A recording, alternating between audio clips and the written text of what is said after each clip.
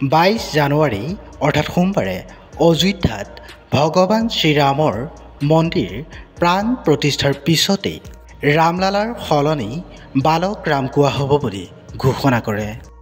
প্ৰাণ প্ৰতিষ্ঠাৰ উৎসৱৰ পাছতেই ৰাম মন্দিৰৰ সৈতে জড়িত হৈ থকা এজন পুৰোহিত অৰুণ দীক্ষিতে কয়, 22 জানুৱাৰীত প্ৰাণ প্ৰতিষ্ঠা কৰা ৰামলালাৰ সেই মূৰ্তিটোত আপোনালোকে ৰামলালা বুলি নক'ব, সেই মূৰ্তিটো এটা নাম দিয়া হৈছে, এতিয়াৰে পৰা বালক ৰাম বুলিহে মাতিব। আচলতে ৰামলালাৰ নামটো কিয় বালক ৰাম বুলি নামাকৰণ কৰা হ'ল?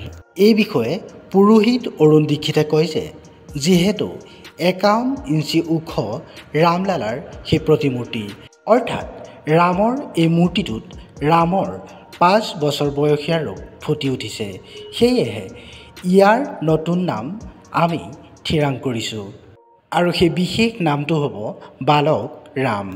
লগতে পুৰোহিত অৰুণ দীক্ষিতে কয় যে, প্ৰথমবাৰ আমি যেতিয়া মূৰ্তিটো দেখিছিলোঁ তেতিয়াই এই মূৰ্তিটো দেখিলেই চকুলো বাগৰি আহিছিল।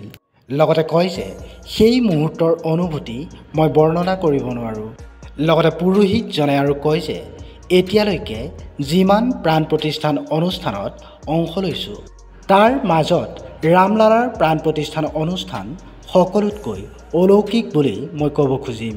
সেই মুহূৰ্তত মোৰ বাবে স্বৰ্গীয় মুহূৰ্ত।